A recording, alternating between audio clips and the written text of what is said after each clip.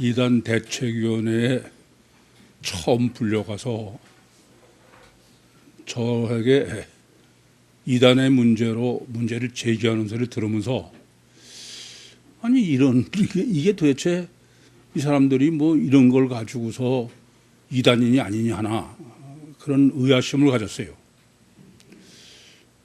왜냐하면은 왜 구유복음이라고 그러냐 이게요. 아니 전부 예수 피로 제사함 받고 그러고선 제자 훈련해서 그렇게 해서 천국 가는 것은 다 똑같은데 왜 너는 뭐가 다른 것처럼 왜 구유복음을 그러냐 이게. 그러니까 기독교의 이단이라는 다른 이단은 다 마찬가지예요. 똑같은 거 가지고 괜히 유발난 것처럼. 사실 구원파가 문제가 된다고 얘기하지만 아니 다른 교회는 구원의 확신 가지라고 안 그래요? 똑같은데 근데 왜 너는 네가 무슨 특별한 것처럼 구유복음이라고 그러냐 이게요. 그게 제가 속으로 이 사람들이 무슨 호칭을 아무게 하든 그게 이단으로 정죄하는 데까지 문제가 될까? 참 의아했어요. 그러면서 왜 이 사람들이 이 문제를 이걸 저한테 이렇게 시비를 거나 봤더니 그 당시에 대구의 뭐 세대구 지방의 회장이라는 사람이 대구교회 와서 제 설교 테이프를 몇 개를 가져갔대요. 그 사람이 제 설교를 들어보니까 이단으로는 이제 몰아야 되겠는데 왜 이단으로 모르냐 하면은 그 대구교회 그 보증금을 그냥 포기하고 나가라 그러려고. 근데 제가 설교 중에 뭐 구유복음이라는 말을 자주 하잖아요. 그러니까 구유복음을 왜 쓰는지도 모르고 그렇게 시비를 걸더라고요. 구유복음일 수밖에 없어요. 그렇지 않습니까? 구유복음은 전혀 2000년 기독교가 복음이라고 여기는 복음이 아니니까. 안 그렇습니까? 그러니까 우리 뭐 구유복음 다를 내용이 같은데 이상한 말을 쓰는 게 아니라 완전히 다른 복음이기 때문에 그래. 그리고 두 번째로 또 문제를 제기하는 거는 왜 예수님이 제자들을 파송할 때 뭐 항상 두 사람을 세트로 해서 보내시잖아요. 근데 아마 그 사람이 제 설교 테이프를 뭐 들을 때 두 사람이 파송하신 그런 내용이었던 것 같아. 제가 왜 두 사람을 꼭 짝을 지어서 내보내신다고요? 첫째는 구약과 신약, 두 번째는 구약의 성령과 보혜사.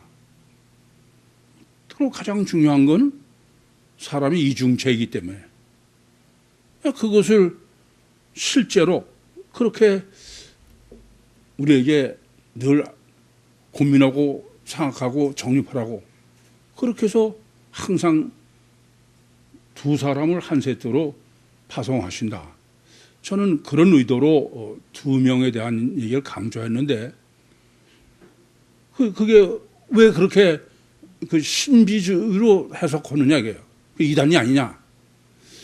그래서 제가 아니 그러면 예수님이 단일체냐? 그 사람들은 예수 보혈의 피로 제사함 받고 구원받는다니까 예수는 단일체일 수밖에 없죠. 제 얘기는 어떻게 예수가 단일체냐? 아니 하나님은 시공을 초월하신 분이고 고린도후서 4장 18절 말씀처럼 보이는 건 잠깐고 보이지 않는 건 영원한 건데 어떻게 예수가 단일체냐? 예수는 육체 우선 속에 시공을 초월한 하나님이 계신 이중체가 아니냐? 만약에 예수님이 단일체면 그러면 예수님은 마리아가 잉태해서 그래서 출생하신 분이 예수님인데 제가 여러분한테도 말씀드린 거야. 그러면 구약 시대는 성자가 없었느냐? 말이 안 되지 않냐? 또 단일체로 그렇게 예수가 삼위일체로 예수 몸뚱아리가 삼일체면 그러면 예수를 잉태해서 출산한 마리아는 어머니 하나님, 창조주 어머니 하나님이 되고 예수님은 피조물 아들 하나님이 되는데 그러면 사위일체이 되고 아니 그럼 예수님이 피조물 하나님이고 마리아가 창조주 엄마 하나님이냐. 이렇게 제가 따지고 논쟁을 벌였는데 근데 그런 거에 대해서는 전혀 그 사람들이 아무런 답을 못 하는 거야. 왜 그래요? 그 사람들은 단일체의 예수가 삼일체로 확정하고 있는 사람이야. 그러니까는 제가 질문하는 거는 답을 못 하고 한참 있다가 하는 소리는 다음에 다시 이제 한다고 보내요. 그러고선 통고 온 거는 우리가 다 의논해 봤더니 너는 이단이다. 그런 거지. 왜 내가 이단이냐. 아무리 얘기해도 통하지 않아요. 그래서 제가 결국 여러분이 아시는 대로 그럼 공개 토론하자. 내가 틀렸는지. 그랬더니 아니 지금 이 이단 대책위원이라는 사람들이 역대 기독교 한국 침례회 총회장들인데 어디다 대고 감히 공개 토론을 하자고 그러냐. 그래서 제가 이단이 된 거예요. 근데 나중에 보니까 그게 마지막 날이야. 마지막 날 이제 얘기도 안 되고서 그래서 또 이제 헤어지가 되는데 그때 막 일어서려고 그러는데 대전 침신의 조직신학 교수예요. 나중에 학장까지 한 사람인데 그 사람이 저한테 목사님 질문을 해도 됩니까? 그래서 하시라고 그랬더니 왜 구육교회입니다. 교회 이름이 왜 구육교회냐 이게요. 그 사람이 생각하는 교회 이름은 뭐 이래야 되죠. 세계중앙교회, 세계제일교회, 무슨 지구촌교회, 온누리교회 그런 식 두레교회. 그래야지 이게 무슨 쪼잔하게 구육교회가 뭐냐 접살같이 그런 의도죠. 우리는 잘 압니다. 교회 이름 중에 가장 성경적으로 완전한 교회는 이름은 구육교회예요. 그런데 사람을 단일체로 또 성육신하신 신인 메시아를 단일체로 그렇게 이해하고 있는 사람은 교회 이름이 절대로 구육교회일 수가 없어. 누가복음 2장에 보시면은 목자들이 들에 있을 때 천사들이 목자들에게 베들레헴에 가서 너에게 난 그리스도를 가서 뵙고 경배하라. 그런데 그리스도이심의 표적, 증거가 뭐냐 하면은 강보에 쌓여 구유에 누인 아기가 그리스도다. 그리스도임의 증거는 강보에 쌓인 아기가 구유에 누워 있으면 그게 그리스도다. 그러니까 그리스도의 성경적 증거, 성육신하신 신인 메시아의 성경적인 증거는 사람의 밥그릇도 아니고 짐승의 밥그릇이야. 예수님은 구유에서 태어나신 게 아니에요. 그렇죠? 외양간에서 태어나셨고 그 태어나신 분이 메시아라는 하나님의 계시가 강보에 쌓여서 구유에 누운 거예요. 그러니까 겉사람은 사람 밥그릇도 아니고 짐승 밥그릇인 구유인 뱁새고 그 속에 주님이 계신 거예요. 그러니까 육체 우선 이중체의 속에 하나님이 계신 그게 신인 메시아의 증거다 이게. 그렇지 않으면 신인 메시아가 아니다라는 얘기입니다. 그런데 교회 이름이 구육교회다. 제가 보면 어떤 이름보다 가장 성경적으로 완전한 교회 이름은 구육교회예요. 그러나 그 사람들은 단일체로 신인 메시아를 이해하고 있으니 구유라는 말을 어디 쪼잔하게 무슨 지구촌 교회 정도는 되지 덩치는 커가지고서는 그게 무슨 짐승 밥그릇 교회냐 이렇게 생각하는 거죠. 참 공개 토론을 해도 토론이 될 수가 없다는 것을 다 나중에 정말 절감하게 됐어요. 이렇게 구육교회는 세상에 없는 교회야. 세상에 없는 복음이에요. 그러니까 구육교회를 정립하고 구육복음을 정립하고 구육복음을 지켜오고 그거는 정말 별 수모를 당하면서도 그렇게 지키지 않으면 지킬 수 없는 게 구육복음이요 구육신학이다.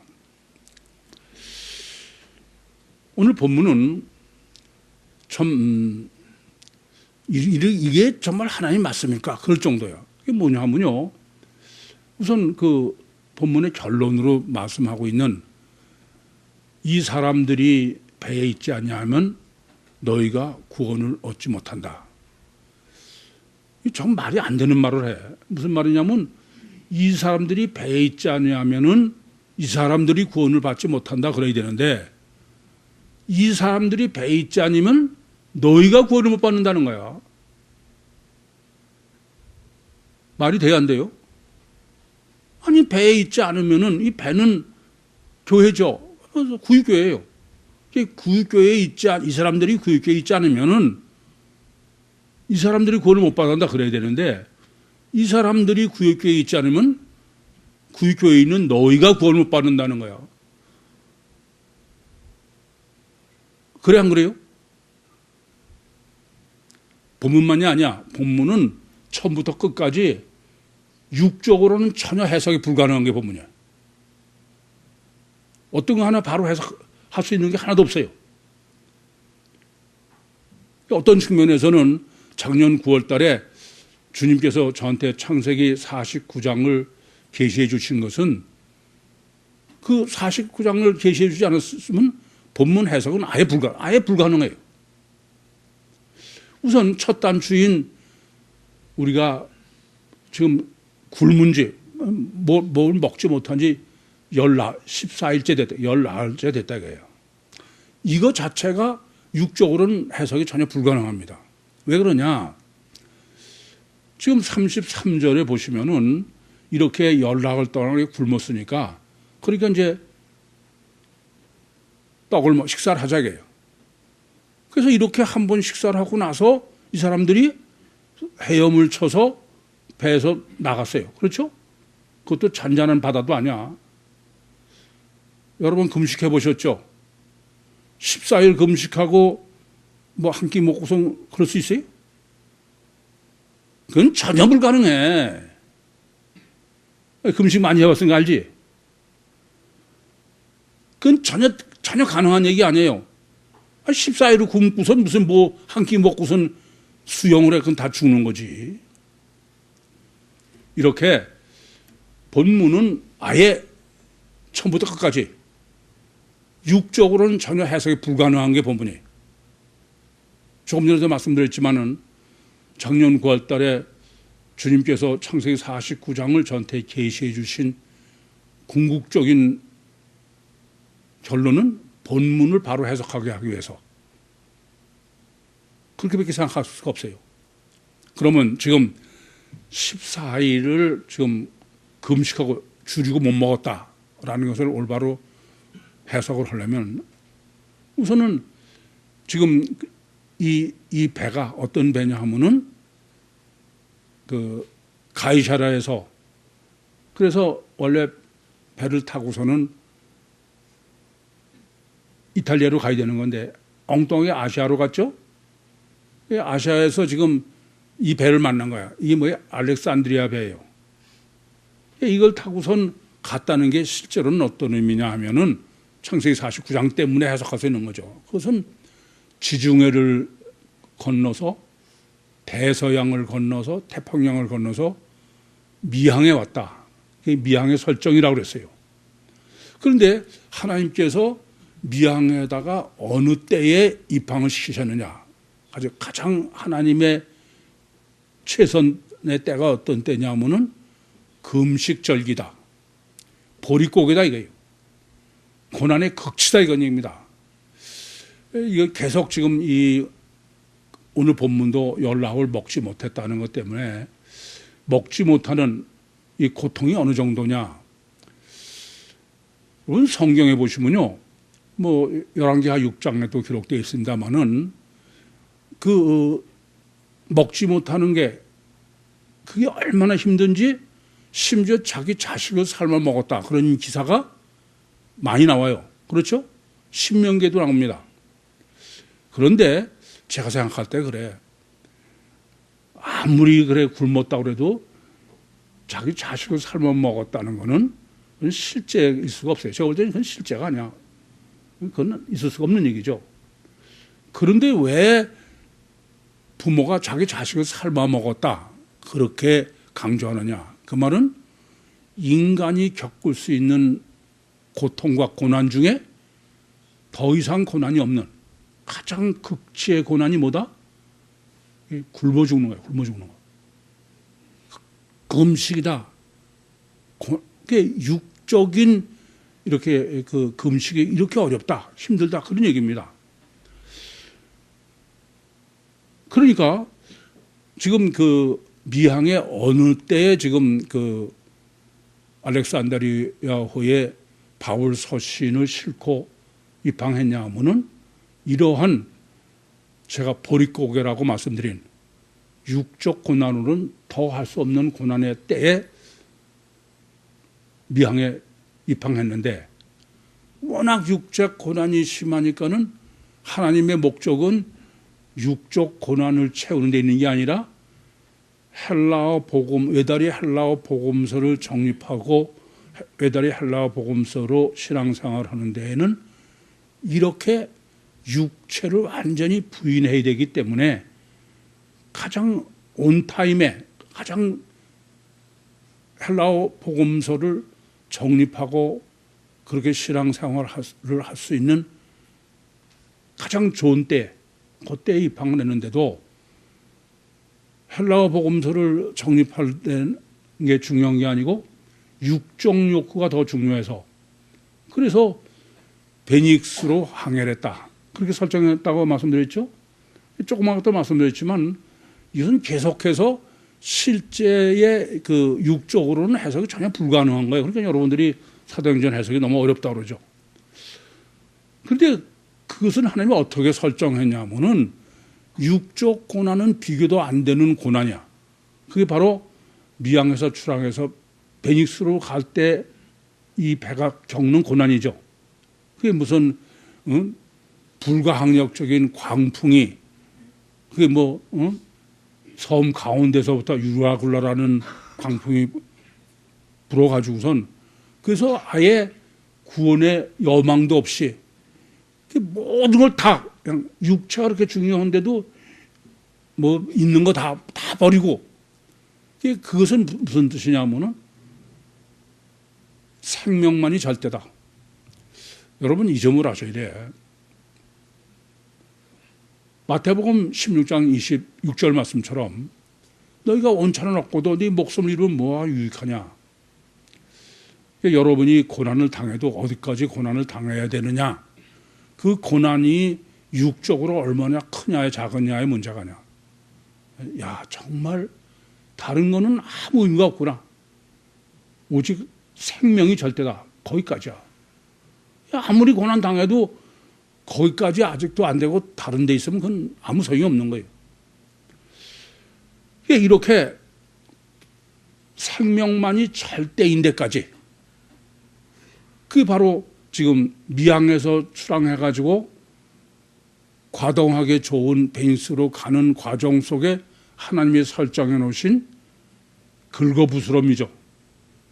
그게 욥의 육체의 고난에다가 친구들의 긁어부스럼이로 여러 번 증거해 드렸습니다. 그런데 그걸 지금 본문에 어떻게 설정했냐 하면은 14일로 설정한 거야. 무슨 말씀 이해됩니까? 그러니까 이 지금 영적 고난, 영적으로 자기를 부인하고 영적 금식을 하는 아시스토스를 14일로 설정했다. 이 말의 의미는 뭐냐 하면은 미항에서 겪는 육적 고난 극치, 자식을 살아먹을 정도의 극치의 고난은 며칠이라는 뜻이냐면 6일이라는 뜻이야. 그래서 절기라는 말을 썼지 며칠이라고 안 쓴 거야. 그런데 이렇게 끔찍한 육체의 고난, 육체의 부인의 힘든 그것이 6일이라고 한다면은 영적인 고난, 영적인 부인은 며칠? 14일이야, 14일. 그러니까 이건 뭐 영적 부인의 문제는 육적 부인은 비교도 안 되는 거예요. 저는 여러분하고 목회를 하면서 여러분을 신앙을 지도하면서 이건 정말 맞다게. 아무리 육적으로 그래도 소용없어. 그거 아무 소용이 없어요. 영적으로 정말 털털이가 되느냐 이게야. 육적 고난 닦고 나서 육에 더 집착하는데. 저 엄마들하고 상담해봐도 이건 거의 불가능해.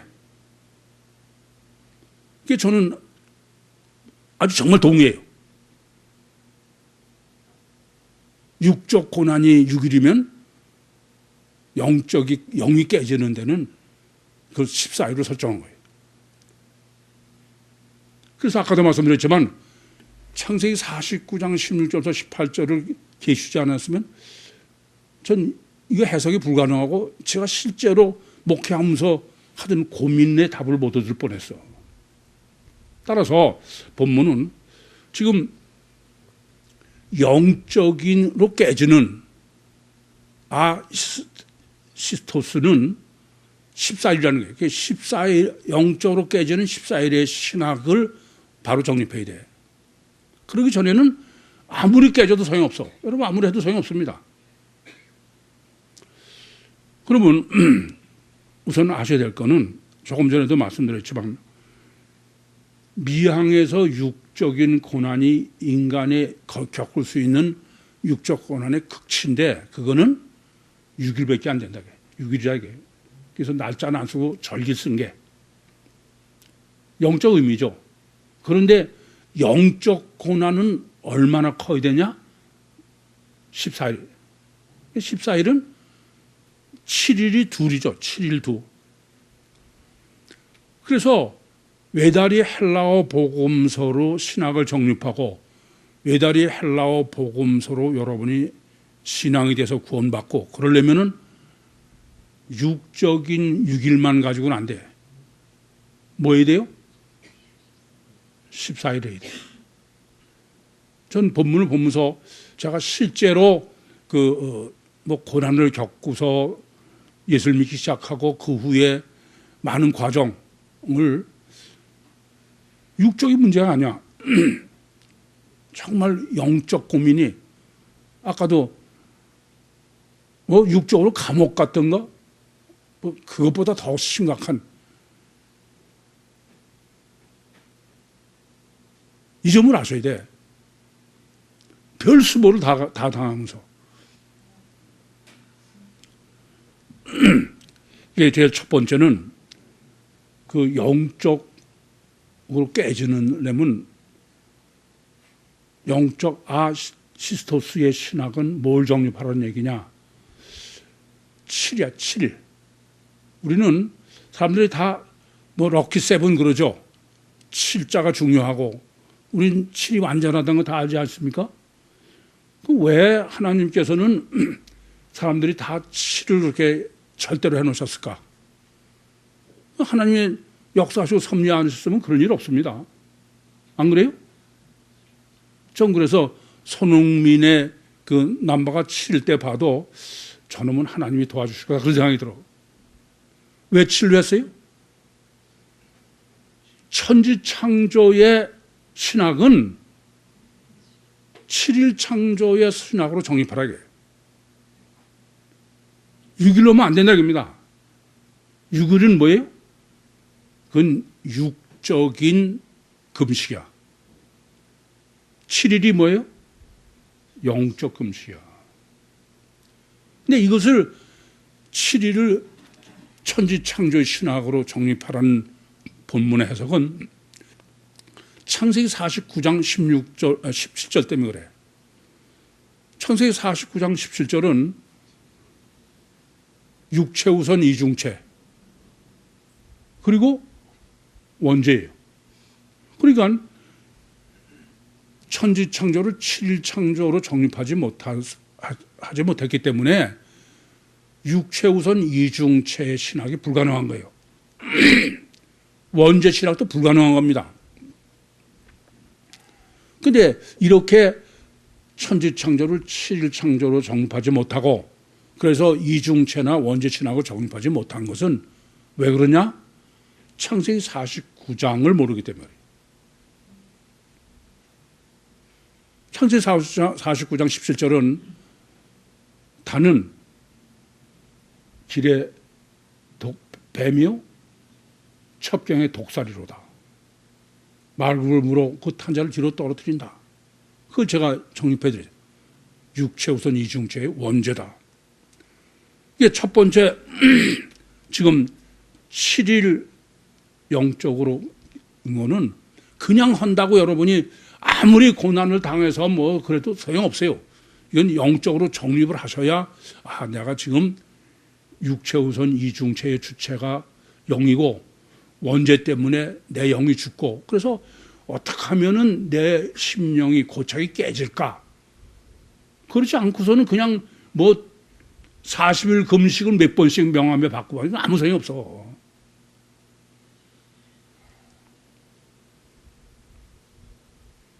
아시겠습니까? 그래서 지금 본문은 영적으로 깨지려면은 시스테스의 신학을 정립해야 되고 그것은 7일 신학을 정립해야 된다.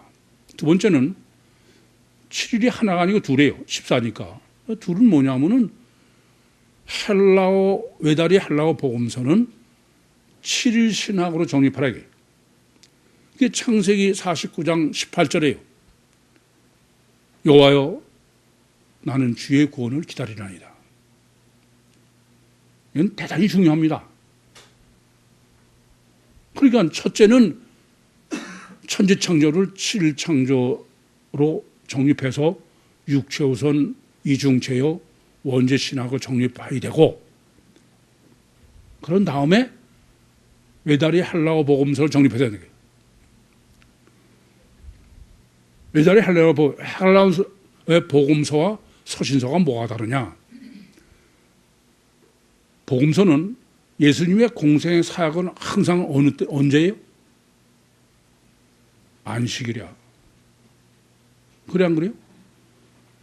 안식일 날 회당에서 가르치시고 안식일 날 병 고치시고 그래서 유대인들이 예수를 결국 죽이는 것은 안식일이에요. 밀밭 사이로 제자들하고 지나가시다가 제자들이 이삭을 잘라먹은 거 가지고 유대인들이 예수님을 정죄할 때 예수님이 뭐라고 그러세요? 나는 안식일에도 주인이라는 거예요. 이건 대단히 중요한 문제입니다.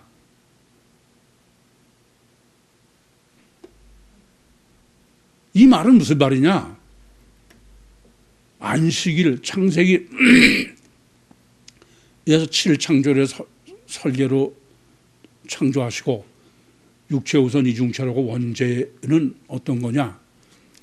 안식일은 안식년으로 육체를 구원하고 신년으로 완전 구원의 의미죠. 결국 그것은 성육신하신 신인 메시아는 누가복음 4장 18절에 신년이 사도행전 2장 1절과 4절에 오순절의 구원이다. 그러니까 보혜사 성령이 원죄인 우리 심령, 마귀는 심령 속에 임마누엘 하시는 게 구원이다. 그게 바로 7일 신학으로 정립해야 되는 외다리 할례와 복음서예요. 그러니까 이렇게 정립해야 되는 것이 지금 영적으로 깨져야 되는 거예요. 영적으로. 다시 한번 말씀드리지만 우리는 하나님께서 목적은 우리 영을 깨시기 위해서 육적 고난을 주셔. 그래서 이런 신학을 정립하지 못하고 심령에 고민하지 않으면은 그 사람은 아무리 육적 고난 당한다고 되는 거 아니야. 그건 전혀 모르는 소리야. 이건 깊이 하셔야 돼. 육적 고난이 얼마나 크냐 작으냐의 문제가 아니야. 아무리 커도 이런 심령의 고민이 아니면 소용없고, 아무리 작은 것 가지고도 얼마든지 깨질 수 있는 게 인간이에요. 이 점을 깊이 하셔야 됩니다. 그래서 항상 말씀드리지만 영적 분별이 절대다 이거예요. 그걸 보면 지금 어떻게 제시하고 있느냐. 아드리아 바다에 배가 이리저리 지금 갈 바를 헤맨다는 거예요. 그런데 계속 고유명사가 중요한 게 아드리아라는 이 섬, 작은 섬 근처에서 헤매는데 그 아드리아라는 의미가 뭐냐 하면은 법정이야. 재판하는. 그러니까 아드리아라는 것은 무슨 소리예요? 재판을 뭐 하는 게 재판하는 거냐? 분별하는 거야. 어떤 게 옳으냐 그러냐. 그래 안 그래요? 분별력이 절대다 이게요. 그래서 영적 분별이 절대다 이겁니다. 그래서 하나님께서 이방인인 단으로 하여금 복음서를 정립하게 하신 절대적인 이유가 단이라는 의미가 뭐라고요? 분별이 절대인 재판장이야.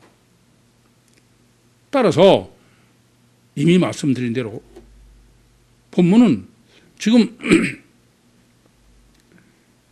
7일 창조의 천지 창조의 신학과 또 7일의 안식일 외다리 그 둘을 합해야 헬라어 외다리 헬라어 복음서 신학을 정립하고 그게 본문의 목적인데 그러기 위해서는 영적인 분별력이 절대인 거예요. 그러니까 뭐 분별력을 상실하면 그건 뭐 산 사람이 아니니까 원죄도 결국 분별력 문제 아니겠습니까? 그 중에서도 분별력이 가장 문제가 뭐냐? 영적 분별을 강조하는 것은 관념과 실제의 분별인 거야. 제가 이 헬라어 복음서, 구유복음으로 목회하면서 이것처럼 어려운 게 없어. 거의 불가능한 게 없어. 우선 분별력이 절대를 전제로 29절부터를 바로 생각해야 돼. 아까도 말씀드렸지만 이 본문은 하나도 육적으로는 해석이 불가능한 거예요. 지금 29절은 이래요. 이렇게 아드리아 바다에서 지금 풍랑으로 어떻게 할 수가 없어. 그런데 암초가에 걸릴까 봐. 그래서 지금 이 배에 고물에다가 단 넷을 줬다는 거예요. 그러면 이제 이 말이 되느냐? 이건 토탈로 안 돼. 이건 토탈로 실제가 아니야. 그럼 불가능한 거야. 육적으로는. 첫째, 여러분 암초에 걸리지 않기 위해서 고물에다 단넷을 줬다고 그랬는데 아니 왜요? 밤이니까 이런 의미죠. 지금 밤 아닙니까? 그럼 낮으면 암초에 안 걸리냐? 이건 전혀 잘못하는 소리야. 아무리 낮이라도 암초는 그렇게 보고선 피할 수 있는 게 아니야. 이런 점을 보시면 잘 알아요. 이 항구에 큰 배가 이제 접안을 하려고 그러면은 암초에 걸릴까봐 배가 외항에다가 닷을 내리고 있어요. 그러면 어떻게 하느냐? 파이롯이라고 그래요. 비행기 조종사만 파이롯이 아니라 조그만 배를 배를 몰고 가서 그 큰 배를 인도하는 거야. 그 사람은 그 파이롯은 어떤 사람이냐면 그 바닷속의 암초 이런 걸 잘 아는 사람이죠. 바닷길을. 그렇게 해서 들어오는 거지 낮이라고 해서 암초를 큰 배가 피할 수 있는 게 아닙니다. 그 파이롯은 가만히 있다가 큰 배가 접안하려고 그러면 인도에서 들어오고 또 나갈 때도 그렇게 하는 거예요. 그러니까 본문에서 암초에 걸릴까 봐 고물에다 단넷을 줬다. 그 말은 아예 없는 말이 안 되는 얘기. 두 번째입니다. 지금 닷을 고물에 줬다는 거야. 일부러 제가 다 그림을 그려놔서 제가 배로 제가 보는 거예요. 어떤 배도 닷을 고물에다가 주는 배는 없어요. 전부 이물에다 줘. 왜요? 닷을 내리는 것은 파도에 밀려가지 않고 거기 있으려고 그래. 그럼 생각해봐. 이물에다 줘야 파도가 피해가지. 고물에다가 닷을 내려봐. 그럼 뒤에서 파도가 와가지고 그건 닷을 내리나 마나야. 그런 일은 전혀 없어. 고물에다 닷을 내리는 배는 지구상에 하나도 없어요, 이건. 제가 참 신학자라고 잔뜩 그 주석책에 소개를 해놓고선 고물에다 닷 넷을 줬다는 거예요.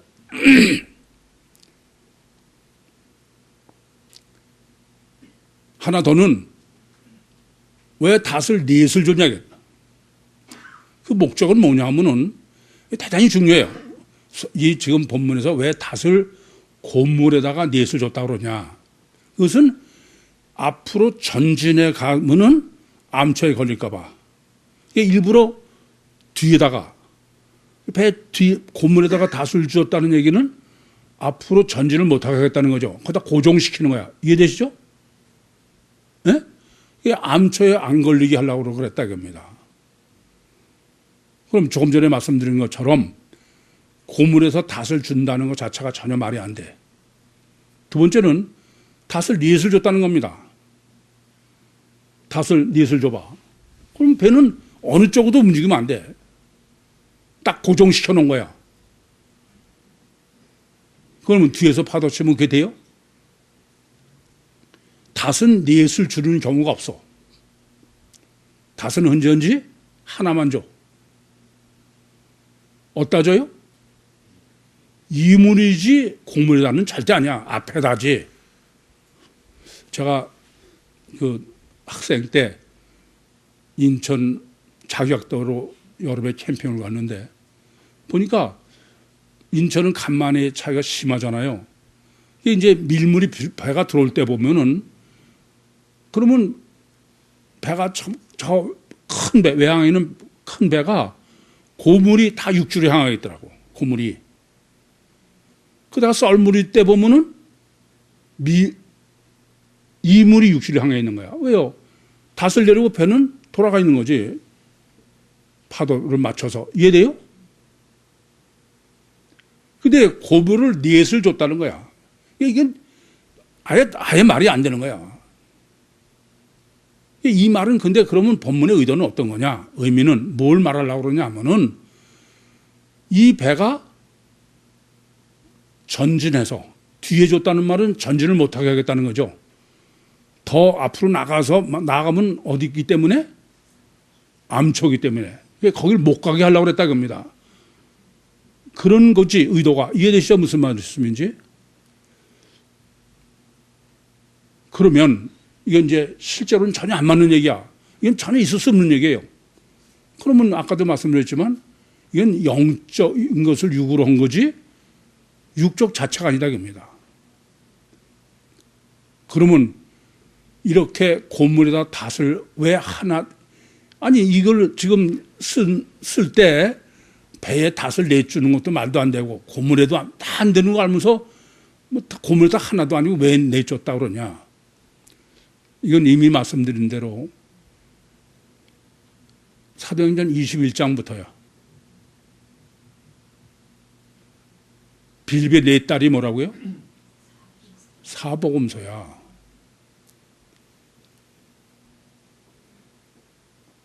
하나님께서는 지금 본문을 완벽하게 정립하기 위해서 사도행전 21장의 때 작년 9월에 창세기 49장을 계시해 주신 거예요. 그러니까 이 실제의 하나님이 지금 본문에서 계시하시려고 그러는 것은 30년 동안 19일 동안 30년에 14일 14일이 뭐예요? 영적으로 깨지는 거지. 그런 동안 사복음서를 2번 정립해서 구육교회. 그래 안 그래요? 7년짜리 둘이야. 그건 지금 뒤가 있고 현재 지금 사도행전 27장은 뭐예요? 현재 구육교회예요. 이해되십니까? 현재 교육교회는 사복음서는 이미 2번 끝내서 뒤에 있잖아요. 그리고 지금 이렇게 해서 사도행전 끝나고 나면은 원래 어디로 가야 돼? 바울 서신으로 가야 되는 거야.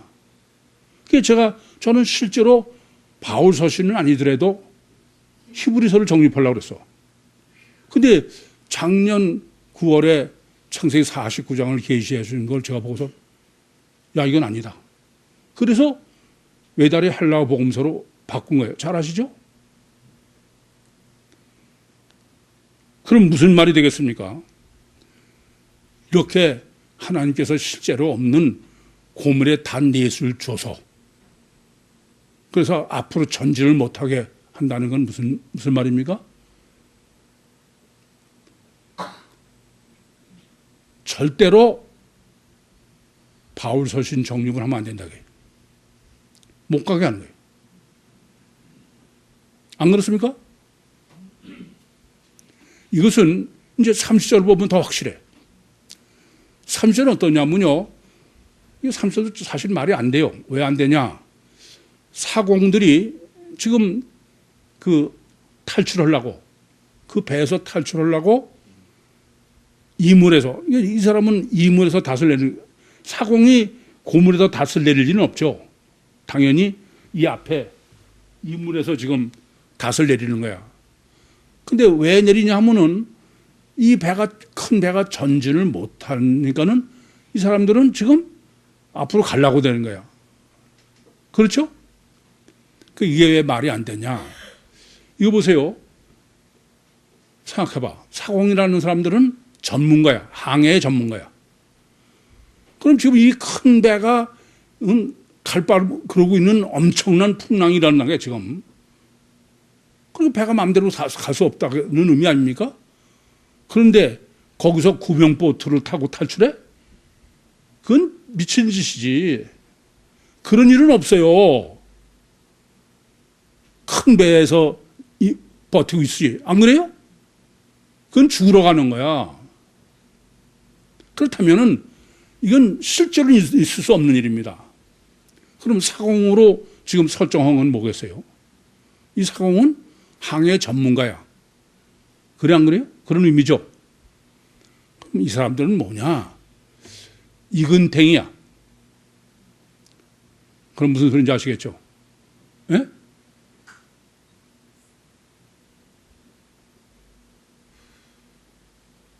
바울 서신의 이근탱이다 이거야. 2000년 기독교야. 피복음의 50억이에요. 거기에 이근탱이야. 그러니까 야, 이 미쳤다? 바울 서신을 버려? 안 된다 이거야. 그런 사람이죠. 이해되시죠? 두 번째는 이 사람들은 지금 이 배에 승선하고 있는 사람이야. 구육교의 교인이다 이겁니다.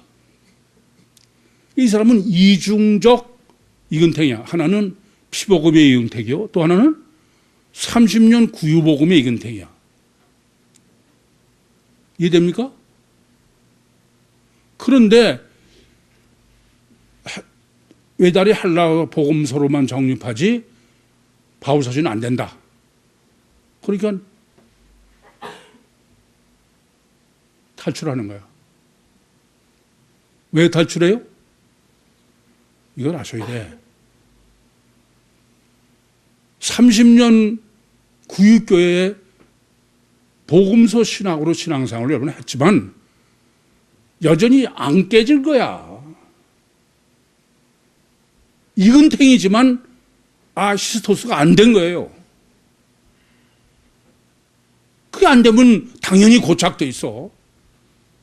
바울 서신에 고착돼 있고 구유복음에 고착돼 있고 그럼 떠나죠. 안 그래요? 이런 죄의 해석이 과연 맞느냐? 지금 29절에 고물에서 닷 넷을 줬다. 닷을 바다로 이렇게 떨어뜨렸다. 내렸다. 이거예요. 30절에 지금 사공이 닷을 내렸다. 줬다.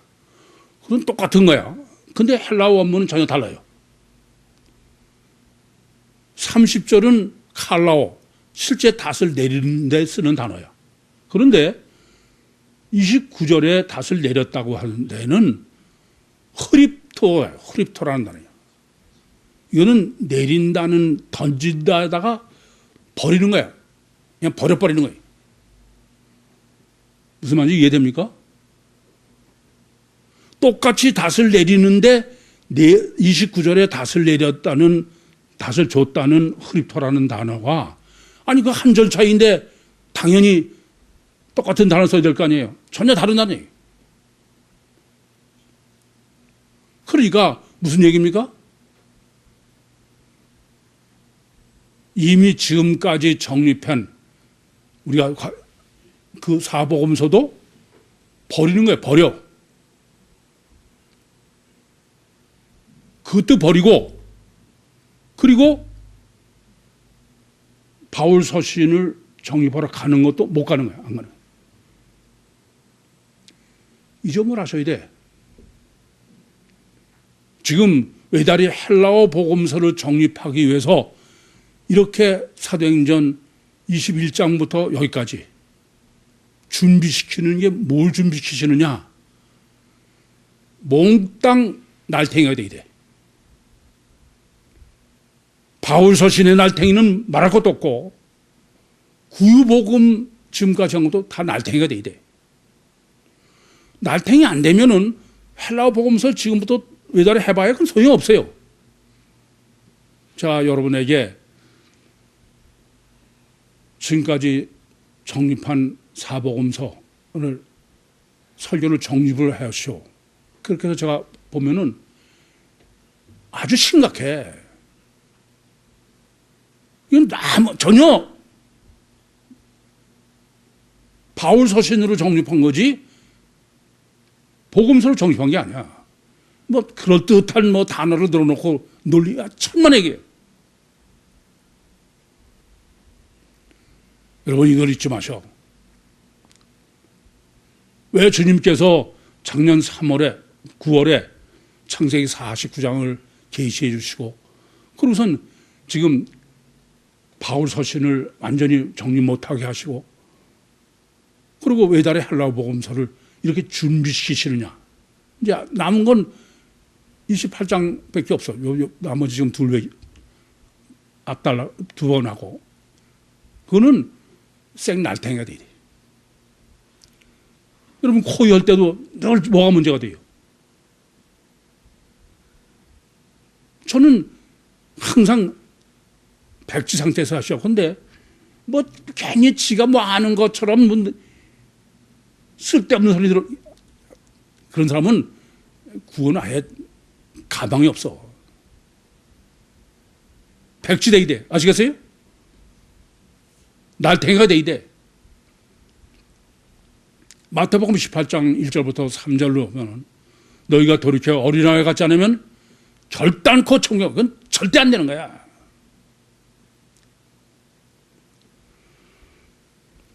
이 점을 좀 명심하셔야 됩니다. 그런데 이거는 여러분만 해당되는 게 아니야.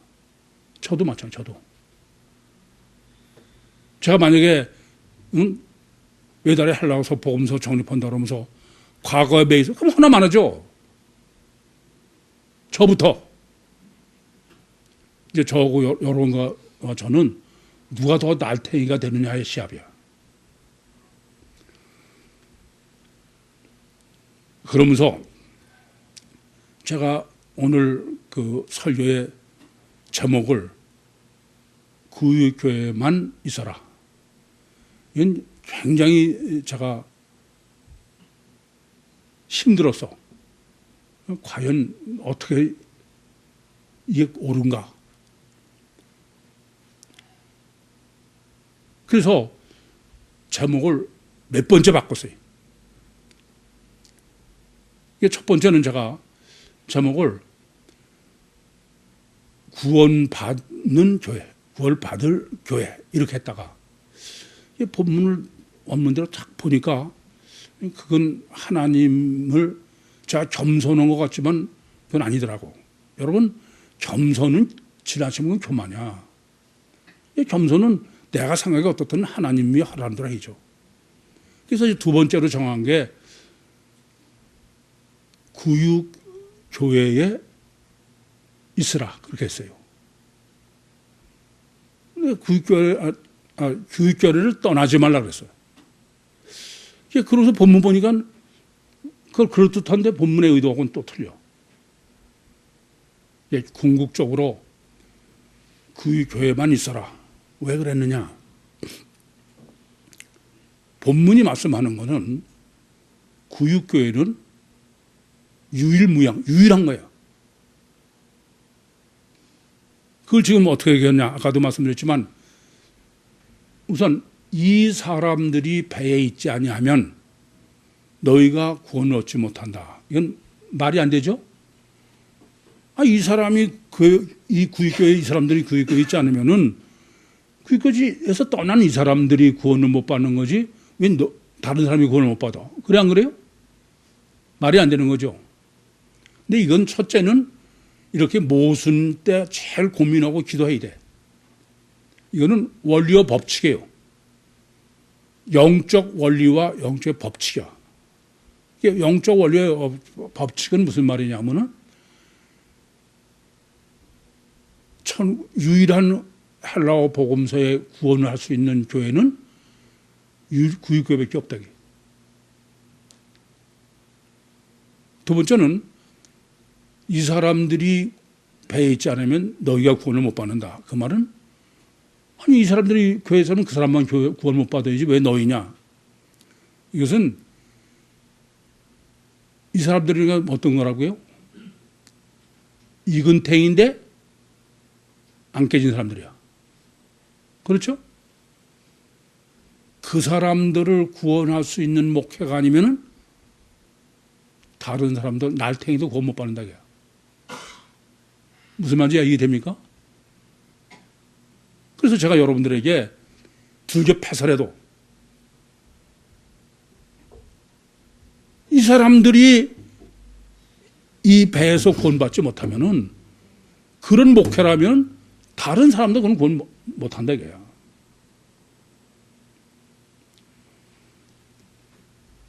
뿐만 아니라 그렇게 해서 지금 탈출하려는 사람들의 구명보트, 고루를 군인들이 잘라서 못하게 하는 거예요. 군인들이. 그래서 군인을 얼마나 강조하느냐. 31절에는 백부장과 군인, 또 32절에는 군인들이 했다는 거예요. 군인들은 외다리 헬라어 복음서가 절대로 변질 안 되게 하는 주님의 설정이 군인들에 의해서 죄수로 바울이 이송되는 걸 했다고 그랬어요. 군인은 어떤 거예요? 군인은 예외가 있으면 안 돼. 군인은 절대 예외가 없는 거야. 절대다, 이게 절대. 이게 외다리 헬라어 복음서로 목회를 하고 그런 데에는 구육교회밖에 없다. 절대다 이겁니다. 뿐만 아니라 이 사람들이 배에 있지 않으면, 배가 뭐라고요? 구육교회야. 배에 있지 않으면 너희가 구원을 받지 못한다. 이렇게 번역되어 있는데 헬라어 원문상으로 보면은 많은 차이가 있어. 첫째는 여러분이 아시다시피 부정의 부정이야. 굉장히 강조법이죠. 이 말은 소극적으로 배를 떠나지 말라가 아니야. 적극적으로. 이해돼요? 두 번째는 지금 배에 있지 않으면 그 있다고 그러는 게 그냥 있다는 뜻이 아니야. 이건 헬라어 원문은 메노예요. 무슨 말이냐 하면은 직역을 하면은 배 안에서 살고 있지 않으면 안 된다고 해요. 구육교회 안에서 살고 있지 않으면 안 된다 그런 말입니다. 왜 그러냐? 구원을 얻지 못한다 그렇게 되어 있는데 헬라어 원문으로는 구원의 능력이 없다는 거예요. 구원은 능력이 돼요. 그 능력이 두나미스예요. 육종 능력이 돼요. 그래서 집단교회가 절대다 이겁니다. 관념과 실제 차이는 유구선이 얼마나 무서워요? 독방의 성자는 안 되는 거야. 그런 소극적인 거를 가지고는 아예 천국갈 생각하지 마세요. 그건 절대 안 된다 이겁니다. 적극적으로. 그래서 부정해. 또 매너야. 아예. 적극적으로. 왜냐? 육적 능력이 생겨야 돼. 그러니까 제가 놀이학교를 하고 여러 번 목회를 하고 다 하는 거는 뭐 내 생명도 다 능력이 있어야 돼. 능력이 절대인 거예요. 근데 그 능력은 영적 능력이래야 진짜 능력이지 영적 능력이 아닌 건 아무 능력이 아니고 전혀.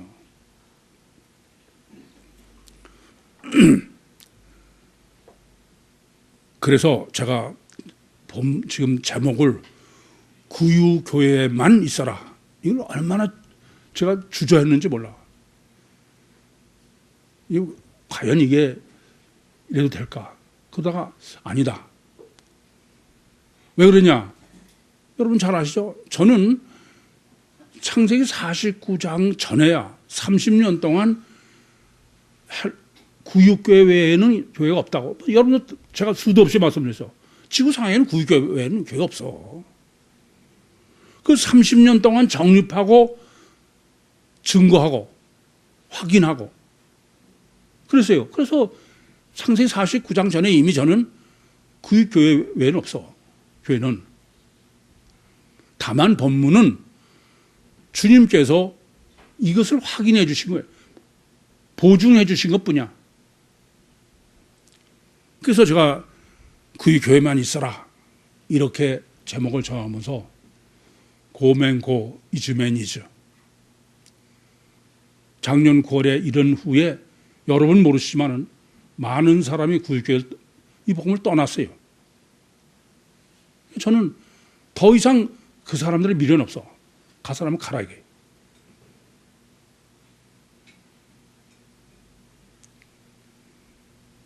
맨날 집에 가서 야단 맞아요. 당신은 도대체 목회를 목회하겠다는 거야? 안 하겠다는 거야?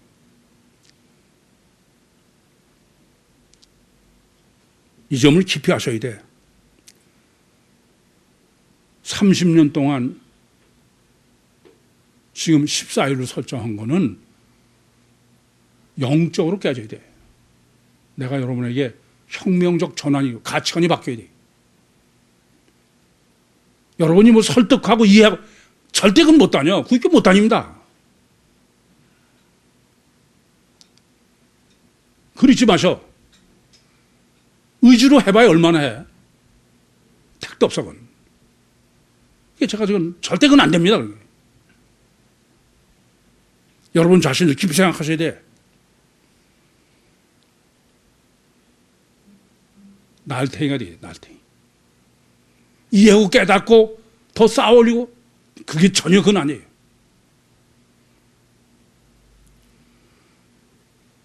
왜 그러냐? 영적 능력이 생기니 두나미 있어야 돼. 그건 다른 일이 없어요. 원죄 때문에 능력이 있는 것 같지만은 마귀의 노예인 그곳에 삼일체 하나님으로 전지전능하신 주님이 보혜사 성령으로 임마누엘 하셔야 돼. 도깨비 방맹이를 소유해야 됩니다. 실제로.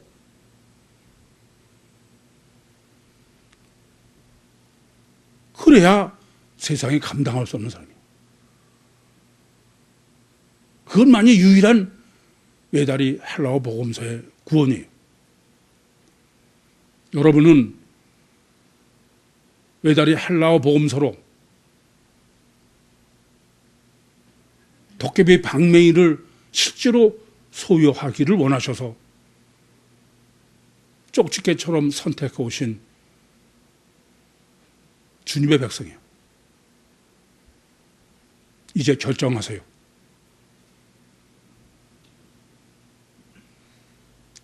소극적으로는 그건 절대 안 돼. 그것이 마지막 헬라어 이단의 복음서 정립에 우리가 해야 될 과제야.